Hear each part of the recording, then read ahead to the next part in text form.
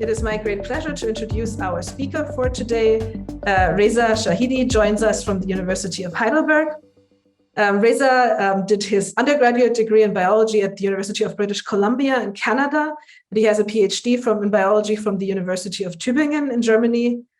After a postdoc at the University of Exeter, he very recently moved to Heidelberg and is now the head of the electron microscopy core facility at the university here. He will be telling us about advances towards reliable and reproducible techniques in array tomography for volume EM. Reza, please go ahead. Thank you for joining us today and presenting. Thank you for that introduction. So I'm actually co-heading the EM facility here at Heidelberg with Dr. Charlotte Fonaya. So it's a pleasure to finally come here to Heidelberg to settle down.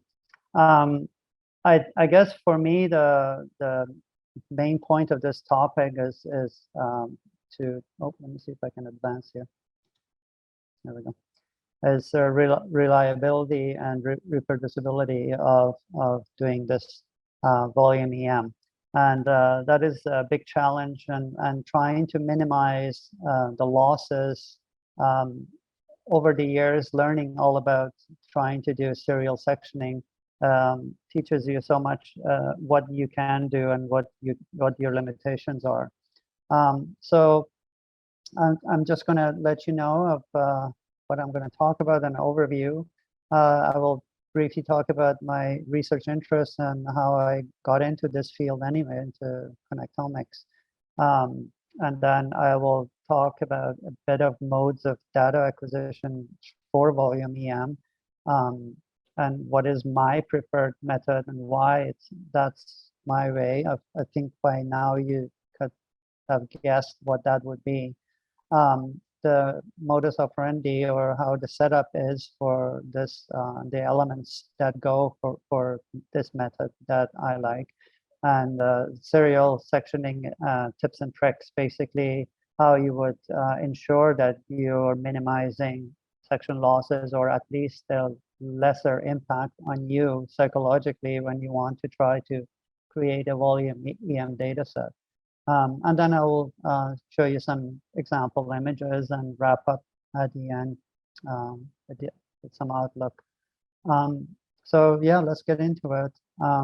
Basically, the need for volume EM, from my perspective, for me, came when we had to do some neuron reconstruction of nervous system, and after the genomics projects had given way to doing connectomics, which is the study of these connections in the brain, thousands of synapses that need to be actually worked out.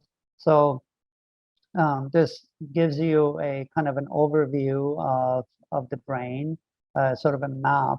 It's a very static map of time, so it's missing really all the other information. For example, the neuropeptides, neurotransmitters, that needs to be also worked in along with a lot of things to put this whole thing into motion. But that whole thing, to get the brain to this stage itself, is quite a challenge. And light microscopy has come a long ways, but I think we are kind of still looking at electron microscopy. The next daunting task, of course, is how do you segment and how do you trace through all of this? It's a huge task, and it's as humanly possible. We try to figure out how we can segment it, and it's quite a daunting task. There are lots of errors. Of course, you have to have teams of people sitting there tracing and trying to figure it all out. But really, everything really starts at those connections for us at the synapse level. And either you have a good tag that you can identify where your synapses are, or you just have to get down to the to high resolution so you can figure out what those synapses are. And for us, the synapses are these vesicles where the site of neurotransmitter or neuropeptide releases are. And it's important to see that and the partners that the exchange is happening between in order to make a decision where those synapses are. This is, of course, this image here is a little overkill. This is 2 nanometers per pixel resolutions. You can see the double membrane. So you don't need to go that far probably to figure out the synapses, but you have to have this kind of a resolution. So for us, having serial sectioning at our disposal, array tomography, in other words, would really help. The organism that we study is Platyneris dumorilii, and this is a polychaete organism. It's a segmented annelid. It's a marine annelid, and its ancestors lived something like 500 million years ago, and it has not really evolved that much since then, and it has kept its shape. And these are the adults. On the yellow, on the top is the female, and the bottom is the more red brick color is the male, and they grow somewhere between 3 to 5 centimeters in length. But this is still too large for us to do EM on. We work actually with the larval stages. This is like 2-day-old larva stages or 3-day-old larval stages. And because they have so much behavioral aspects to them, they have they're phototactic, chemotactic, gravitational sensation, predator-prey behaviors, and so they have a tendency to have they have a well-developed nervous system. And for us, it's a blessing to have such a small organism and be able to then reconstruct this nervous system. At least what I was doing there when I was doing my postdoc and when I was a PhD student. So we also look at its developmental stages. So from 2 days to 6 days, we can see how this larva is changing. You can see in 24 hours, it goes from this sort of a bobbing head in a pelagic, it goes from a benthic to a pelagic to a benthic life cycle. And so it goes from this bobbing head in the water column to a more crawling larva, and it's already segmented. And so because of this change, rapid change, the nervous system must also be changing quite a bit. So it's keeping track of it is important. So how do we do that? So for me, serial sectioning has been the mainstay of what we do to get into the larva.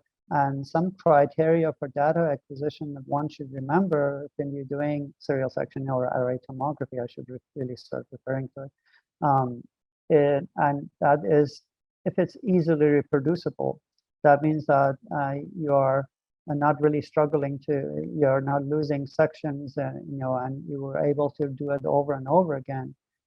Allow good resolution in Z. What is good? Good could be is the thickness. So for array tomography, that will be anywhere between 30 to 40 nanometers or 50 nanometers in thickness. This because it is a non-destructive type of collection of data, and I put the asterisk beside non-destructive because I think from my perspective it's important to keep the sections and not lose them. Because should you not image them properly, you want to go back and be able to re-image them. The other important thing is being able to handle your specimens, your samples in an easy manner so that you're not losing things, robust handling. So for example, if you're, I'll go into this more in detail, but if you're picking up your sections on grids or on a more tougher substrate like glass cover slip, these are the things that you have to consider. And so robustness is what we go for. And then accessibility and being inexpensive. So if a mid-sized lab would be able to do this as well, not only the labs that have a lot of money. And these are, from my perspective, important points. So what is out there? So far, I mean, this is some of the main examples for array tomography for serial sectioning, and is the classical sense. In a classical sense, the actual serial sectioning, which you put on grids, on section, on grids, and then there is this on glass cover slip. This is new techniques that we are developing, or on silicon wafers. Obviously, this puts the focus ion beam and block phase out of the race because it is destructive. You are losing the sections. Not to say that they are not good techniques, they're very good techniques, except that in terms of keeping the sections, you're not able to do that. There is atom tape, which was a really interesting and very good technique as well. But it also has its shortfalls, which I will talk about. It is a good automated way of collecting sections. And then there is this new technique of MagSeed, a magnetic way of picking up sections. So you let the sections collect as they go without having to worry about which order it is, and then a magnetic system will collect them all because it has magnetic beads in it. It will collect them all in one area. You drop the water level and onto the substrate, and then you can pick that up. These are all very good techniques. In my view, though, in terms of innovation, it's amazing, but maybe there is a question of, is it because of reliability, if it's because of efficiency, or just straight laziness that we do this? Maybe it's a combination of both. I mean, there's a bit of humor there, but I think the idea is that we become inventive when we find that there are blocks in our way, and we try to figure out new ways to do it. But for me, the most important question is who can do it, and you know, does everybody have access to it? And that's more important. So I was doing this on grids, and the real, like, standard method. And if it's up to me, I would not go back to grid system again, because it was really a heartache. You would you were on tense that you will lose this plastic surface coating, and you will lose all your sections. This support film, if it goes, that's it. And when you're dealing with thousands and thousands of sections, you really have to think about a better support system. And of course, you can't have a grid with bars in it, because if your section falls onto the bar, you're missing your data point. But with SEM, scanning electron microscope, you can probably, most likely, you will be able to get your data back even if it falls onto your, you know, section grid. So with atom tape, as I said, it was a good technique, but the way the sections fall onto this conveyor belt, it's not close to each other, and they may fall in different ways, and this becomes problematic later on when you want to scan, because you can't just think about only one aspect of things. You have to kind of try to keep everything in perspective. So there is this element of, you know, when is my next section? Where is my next section in scanning? Because your scanning time becomes important. Also, focal point where the beam is hitting becomes important. And the other thing with atom tape was that it was still not, at this moment, it was not ensuring that you don't get wrinkle-free sections, because they were still charging problems. Now, maybe that has been worked out, but for me, at least, it was not, you know, so easy to you still get wrinkled sections. And the other aspect is, of course, it's expensive. Not everybody could afford this system. And you have to kind of cut the tape afterwards. Now we have this reel-to-reel where the tape can go and you can scan it, but you had to actually cut them out and stick them down onto the wafer, and that sticking tape that you put onto the wafer also had to be flat, and that's important to have a flat section when you want to scan. But in terms of resolution and in terms of collection, it's a good technique. What really gave me the inspiration, though, was this technique from Heinz Horstmann, which really worked on silicon wafer. When I read this paper, it really gave me the inspiration to that we can actually keep the long sections and long ribbons of section without too many stops and starts. And so this was what gave me the next idea to go to the indium tinoxide coated cover slips.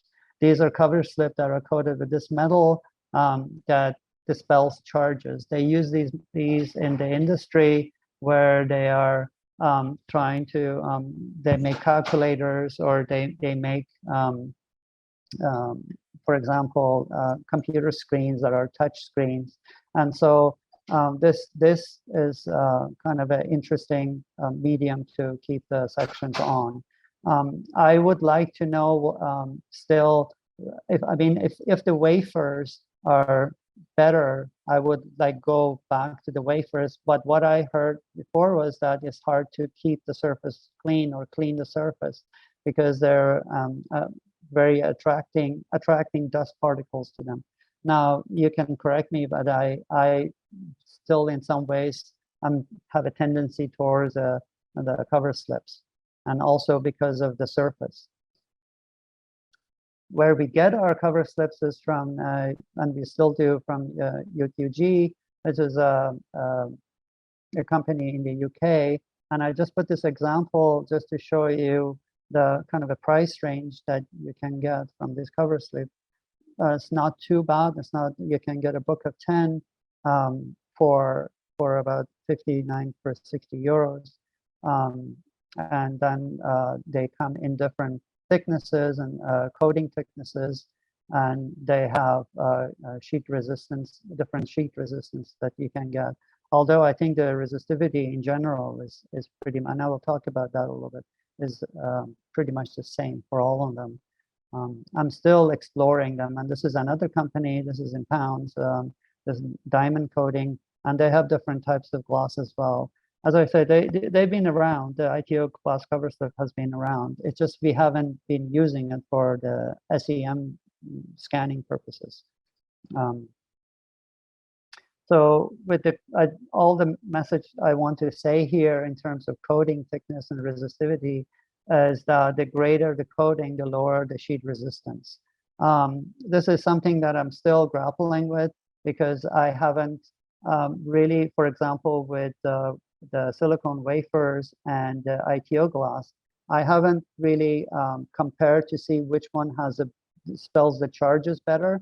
I mean, the less resistance, the better. When the electron beam hits the surface and scanning, you want to dispel as much as the excess charges as you can, so it's well grounded.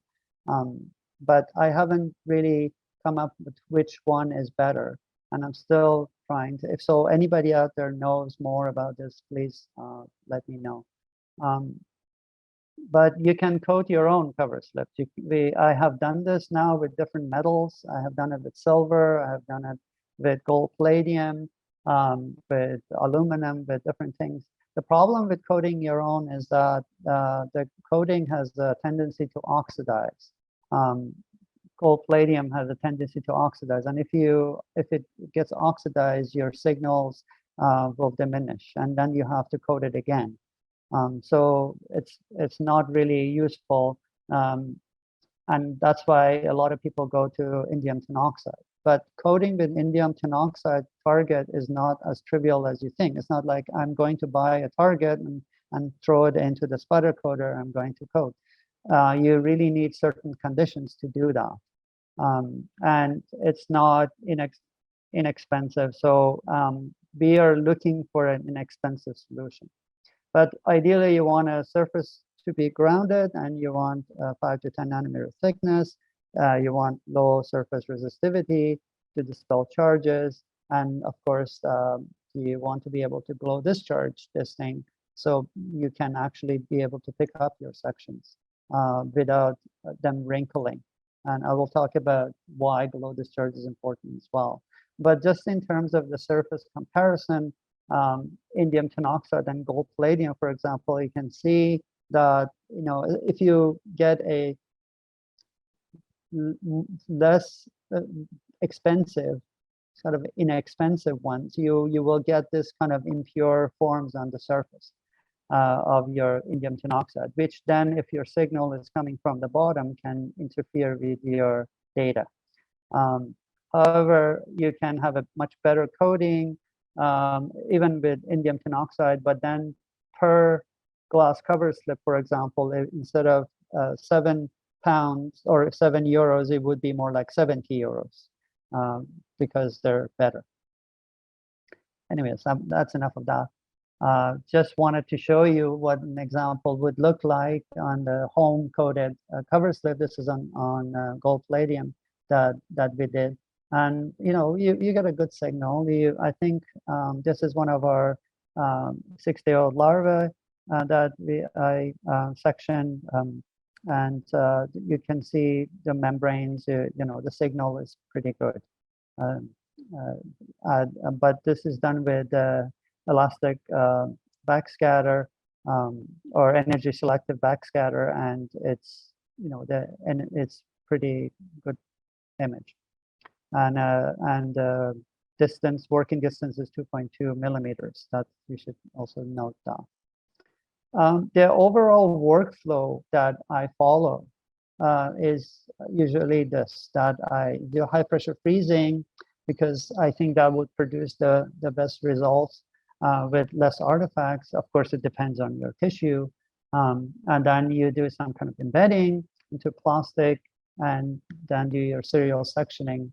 Before I was doing on grids, now on these cover slips, and you can effectively collect more like some 200, 300 sections on per glass cover slip, which means you have less to deal with in terms of exchanging samples in the SEM. And then you contrast stain it.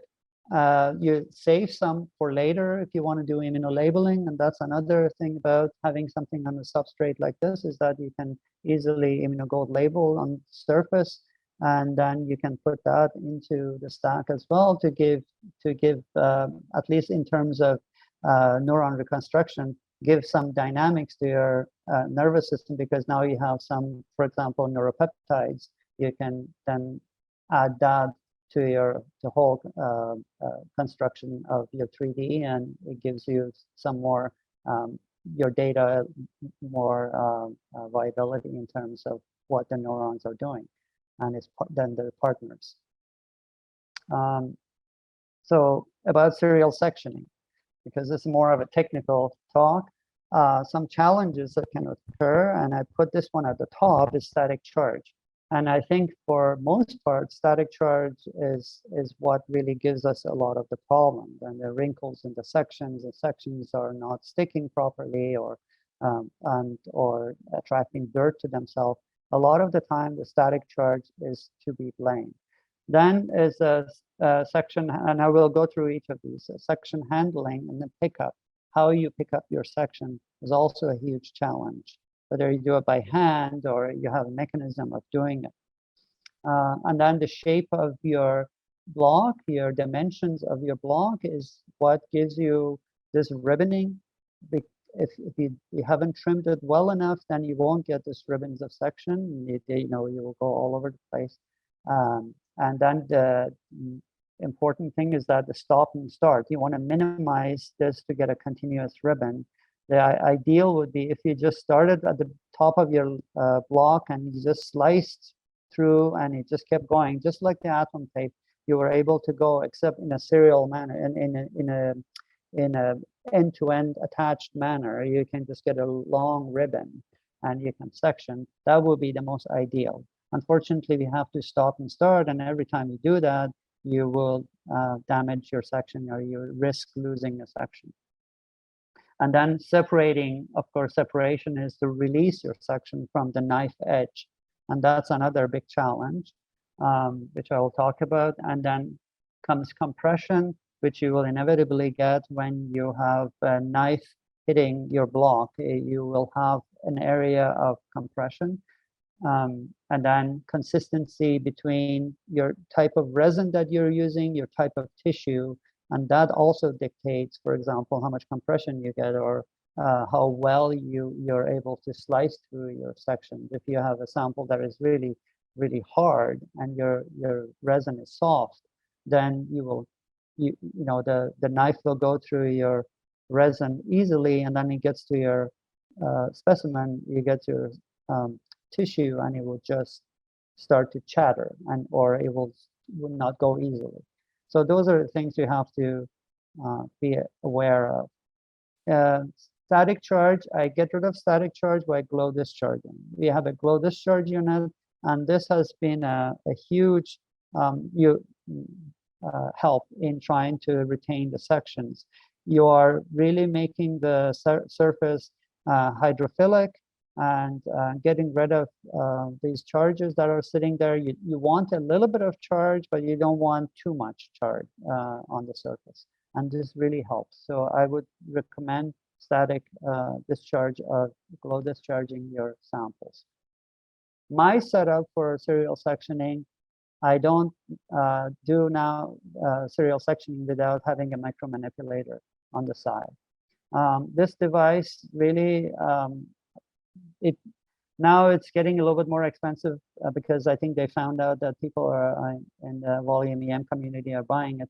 I don't know why, but it's relatively inexpensive, and it's good to have because it frees your hand. And especially if whether you're picking up by grids or a glass cover slip, it's nice to have this micromanipulator holding your tweezer in order to hold something. Here I'm just using a regular knife, not a jumbo knife. Obviously this is kind of too small for this cover slip, but just to say that a medium-sized lab can also do this. I have an ionizer that sits above my knife to try to also spray plus and minus charges to get rid of the charge that can form on the edge of the knife. And then the cover slip, which is glow discharge, can easily pick up the water on it, so the water doesn't bead off. It makes a meniscus, comes up as far as it can, and then you will get ribbons of section, just like it was described in this paper, and you park them by the water's edge, and then you pull it up, of course, with the micromanipulator and the fish hook.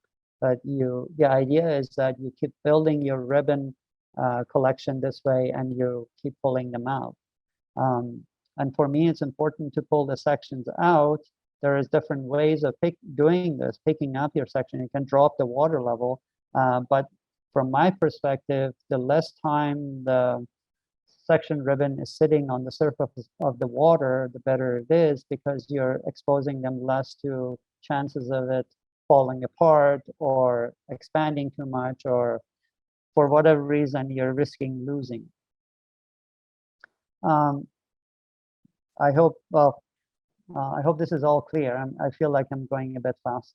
I'm also looking at the time. The trimming is important. The size of the trimming area is important. The shape is important, because when you want to do serial ribbons, you want to have this kind of a more longer width to length ratio. Basically, this puts a lot of pressure on the block, of course, but this gives them more stability in terms of side to side. So that's why here it looks a bit exaggerated, because you're looking at a different angle, but it's a more rectangular of the length is shorter than the width. But what is important also is that the leading edge and the following edge are parallel to each other. So you have to trim in such a way that these two lines are absolutely parallel to each other in order to be able to get a nice ribbon. Some people in the past, myself, have been adding some glue, cyanoacrylate, which is a bit of a glue on the leading edge, on the bottom edge. This was to ensure that the sections would actually catch each other or attach to each other and not to separate. In my view, the less artifacts, the less things that you introduce to the system is better. So I try to think about what is actually this thing is doing, because it cannot be gluey. It cannot be gooey when you're sectioning, because otherwise it will just leave residue on the surface on the tip of your knife. It has to be to some extent dry. And I think what we figure out is that we are trying to increase the surface area. Well, there's other ways of increasing the surface area, and that's how you trim. I have this image here just to try to explain how I trim. The most important angle here, this is a side view that shows the block in relation to the back of the knife. And this angle, this line has to be absolutely parallel first before you go and get trimming the sides, your leading edge and your following edge. You have, of course, rotated your block 90 degrees in order to do your leading edge and the following edge. And then you will rotate it back, of course. But in order to get those edges with your diamond trimming knife, that's what you do. Now, the reason this angle is important is because your diamond trimming knife is, you might be using at 20 degrees. If you use a 90 degrees, this angle doesn't matter too much. There are 90 degrees angle trimming knives that you can actually cut like this. So this kind of a very sharp, and so you won't have to worry about that. But for this kind of a diamond trimming knife, you want this angle to be absolutely parallel. I trimmed the following edge at a much kind of smoother surface, or at advanced, only 100 nanometers forward, in order to cut very smooth surface. And then I do the leading edge in a more rougher way. You can, of course, do this by hand if you like, but you won't get the parallel lines. And this is what helps ribboning. And why does this help the ribboning? Is because it increases the surface area. And what happens to exaggerate the image, I try to draw this to show you that if this is the knife edge, you want the smoother edge to sit at the edge of the knife so it can separate easier, and then the more rougher edge to grab the next the previous section and push it forward. And you're effectively increasing the surface area. Here's the electron microscope image of what that would look like if I actually, this is the leading edge here. And so if I increase that magnification, you can see that really exaggerated what it is really tearing. But you are getting a much bigger surface area to a much more smoother surface. And these finger projections can actually ensure that the sections are tightly grabbing each other. Okay, I think I got that point across, hopefully.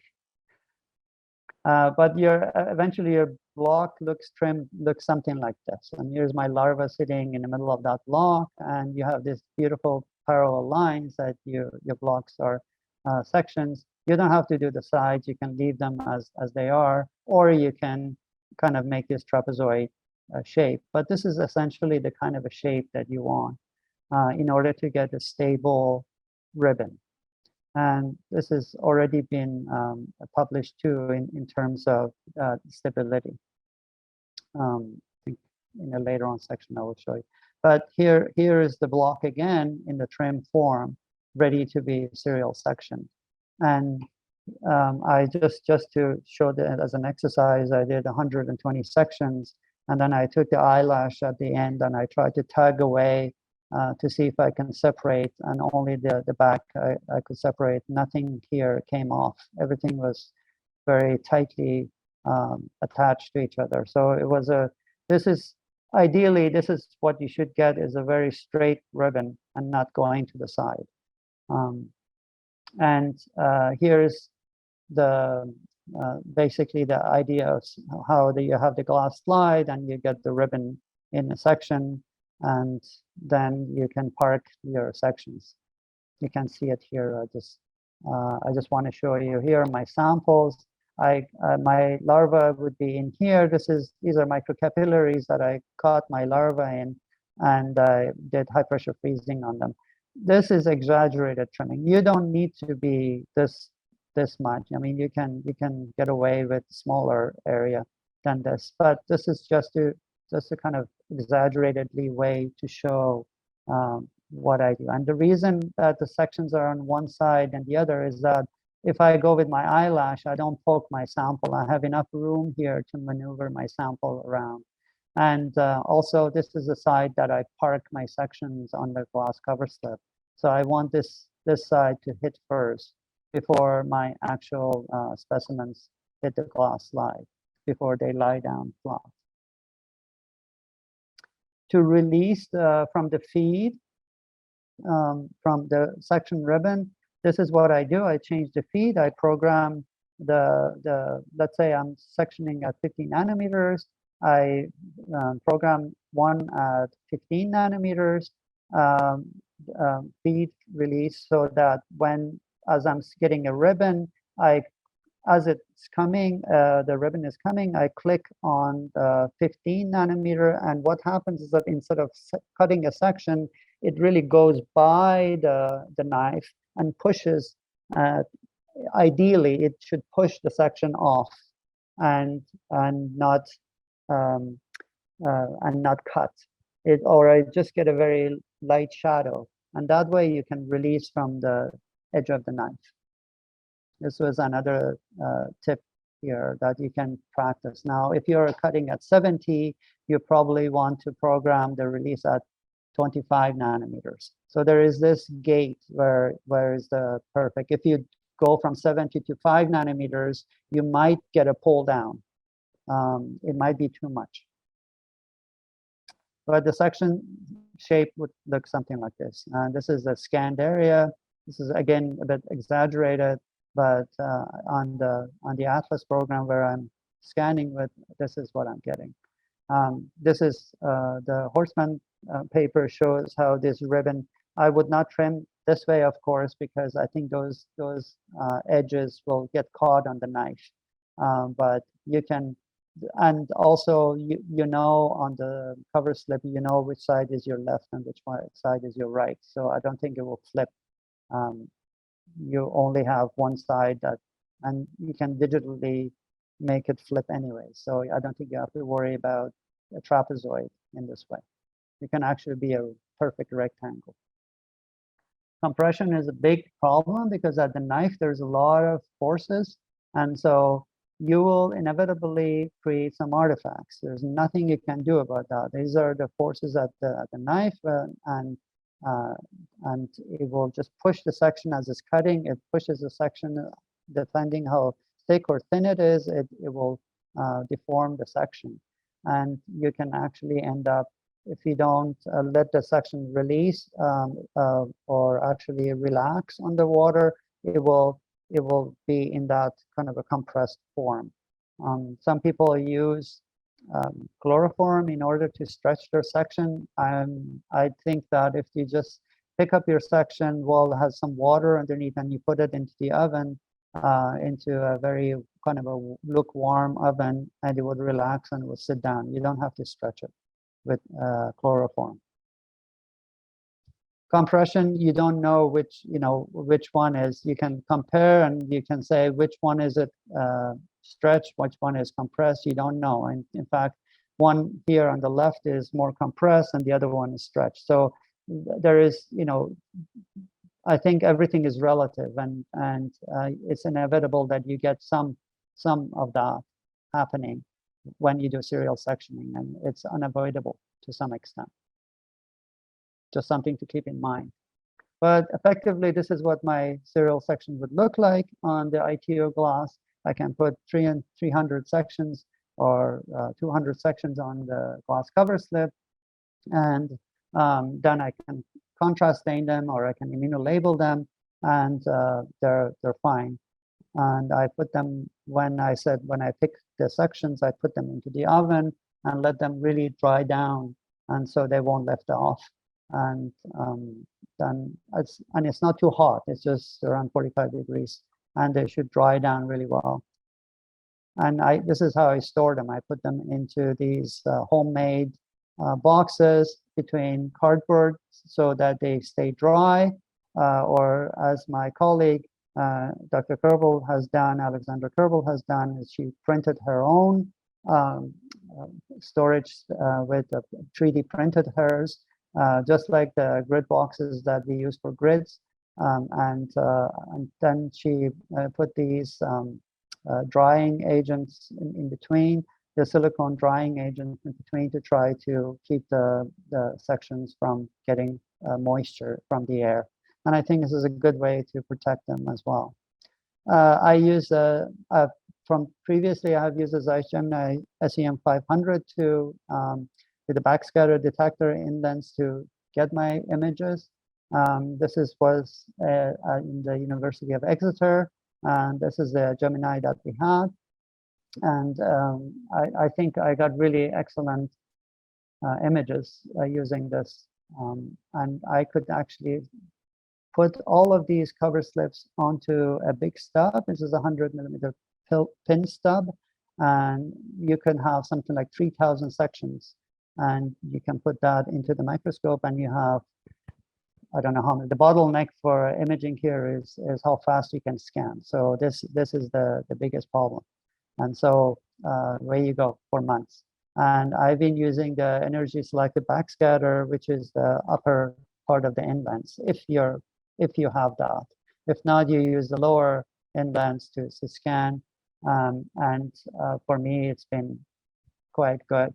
We are looking at now, we're going to talk about Zeiss multibeam, but we are looking in the future, this is from the Delmic side, to get a multi-beam to try to make the scanning faster even than before. You can have 64 beams, enable shorter dwell time, and has an automated software just like Atlas, and you can have multiple samples on it. So it's a good method. Now, the important thing to remember, sorry, I'm kind of speeding up. I realize that I'm kind of running. Please cue me if I'm running short of time. The important part here is that the name of the game is flat, smooth, and level. When you go to scan your sections, what you have to deal with in the microscope, of course, is your beam focal point, and how much you're struggling to try to get your ribbon from one end to another. I think there's a question in the chat.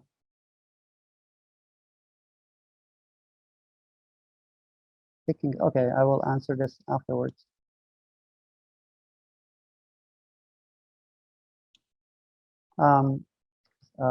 This was about discharge. So can you repeat that question to me afterwards? Okay. Yeah, we'll do, you can finish your presentation and then we do questions at the end. Okay. And we take those from the chat as well. So the flat and smooth and level is the name of the game. So you want to make sure that your ribbons are in as smooth as possible and in a substrate that is as smooth as possible when you're scanning, because it gives you less problems when you want to go from section to section. Oops. And then this is my Atlas overview, just to show you what it actually looks like. I would put these areas of interest and where I go in scanning mode. And this could be many tiles, but this is a cross section of one of my larvae that I've taken. But this is like effectively thousands of sections like this, so you can go one after the other and collect. Here's an image of what it would ideally look like with the energy selective backscatter, and you should really get this kind of overall image resolution so you can see the vesicles.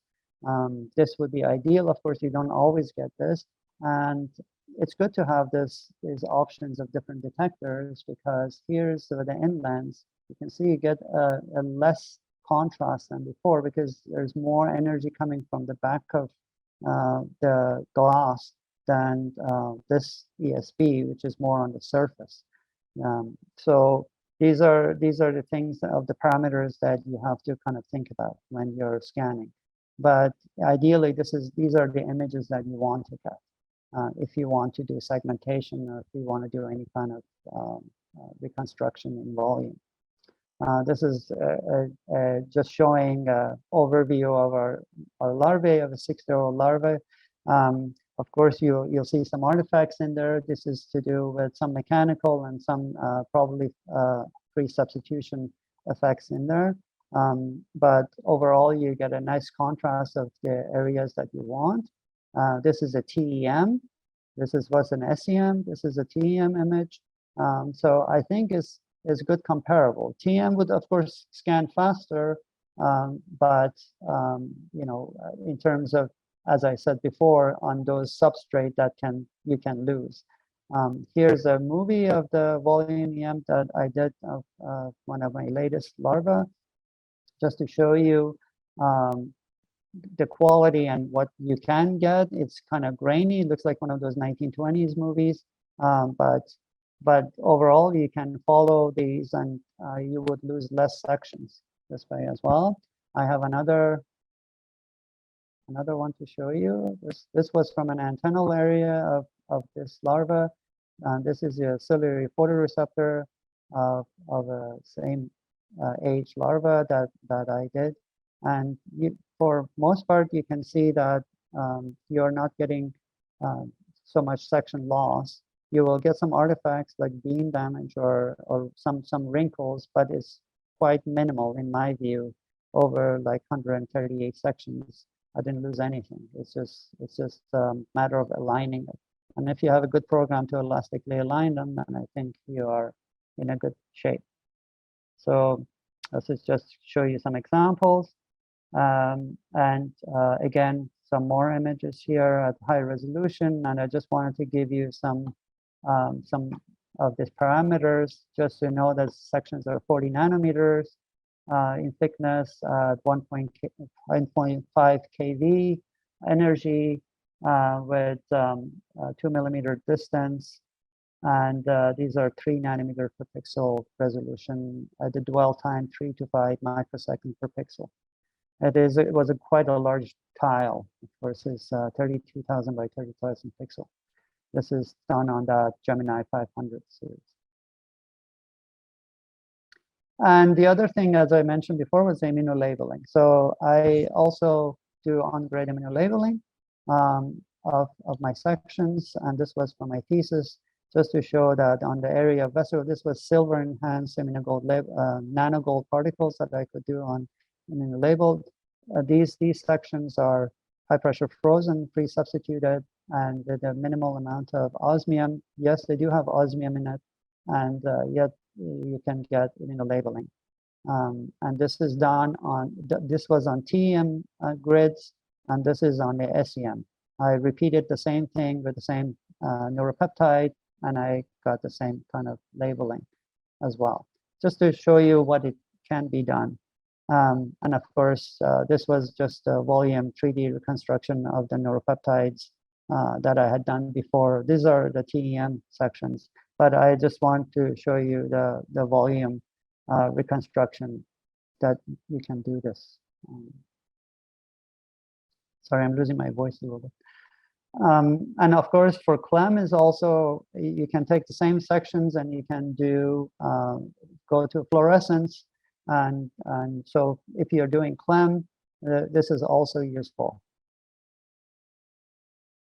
And then you get to trace through your section and reconstruct your nervous system. And this was a lot of years of work to get to this stage. And then you have all your work ahead of you, of course, when you want to do your circuit analysis. But effectively, you can get quite a nice connectome out of this. So this was bit of our study that is already in bioarchives. So in conclusion, array tomography, I think with ITO coded cover slip is a good economical way to approach to try not to lose section. It's a robust way of handling and retaining your section without less losses.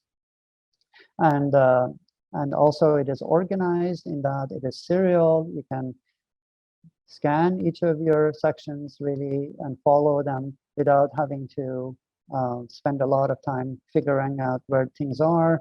So it makes the scanning process faster. And of course, you can store them and you can revisit them later and re-image them. And if you can do on-grid immunolabeling, because you still have your section, and then it has a great potential for CLEM.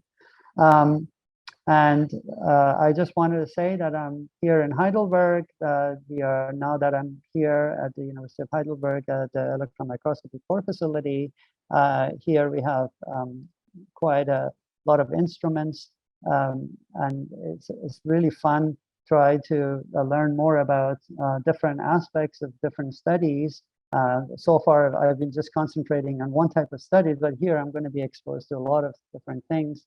And we have different setups. We have high pressure freezers here, free substitution units, and we have 3 different microscopes, and we are actually building a center downstairs, which brings even more microscopes together, hopefully in the next year or 2. And so we are really happy that we are going to be involved, and we will address the university and as well as the external users for a lot of these studies. For example, the CLEM studies, and as well as electron tomography, and all different types of studies that we can do with SEM and TEM. So you can visit us here at the University of Heidelberg. This is where we are situated. And with that, thank you so much. I hope that was I was on time with that. Thank you, Reza. That was super fascinating. Great presentation, and also really enjoyed the outlook to the facility side here at the end. Thank you for sharing all these tips and tricks. We already have a few questions in the chat that maybe we could start tackling, some of them at least in the time we have. The first one was the question around balancing discharge for picking up the substrate. And so the question was, how the sections are affected if the substrate is too much discharge, or if the substrate has too much discharge? So what happens is that then the sections will not stick. They have a tendency then they can slip off the surface if you have effectively removed all the charges. So you will see slipping of your sections or gliding away from your substrate. And that's what you don't want. If you, for example, are dropping the level of your water to grab your sections all at once, you might see this kind of gradual movement. And so it is important to have a little bit of charge, a tiny bit of charge there. But don't worry, after an hour or 2, your surface substrate will become charged again anyway. So if you have done it, you're picking up your sections. After a while, it will start to accumulate charges anyways. But what I'm saying that you might see this movement. I hope that answered. Great. And then there's a question from Viola. Can you please comment on the difference between PB UA stain and a urinal-less stain? In terms of contrast, I think urinal-less is a bit less contrasty than UA. UA is urinal acetate is a little bit more heavier. Urinal-less is 3 different of the, I forgot now the name of the elements now. I don't have the elemental table in front of me. Gandolphium or Candelium. Anyways, there's these 3 different elements in there, less than 1% in urinal acetate, which is 1 level higher than 1 periodic level higher than UA. But so it is not as, to me, as not as heavier and contrastier. However, it's still doing quite well in terms of staining. With lead and UA together, they complement each other, so I think they're pretty good. But so far, I've been just doing lead when I do my contrasting, because we had some on block already, some 1% UA in the blocks when we do free substitution. So I just do lead. for about 4 or 5 minutes, or sometimes a little bit longer, but that should be enough for me.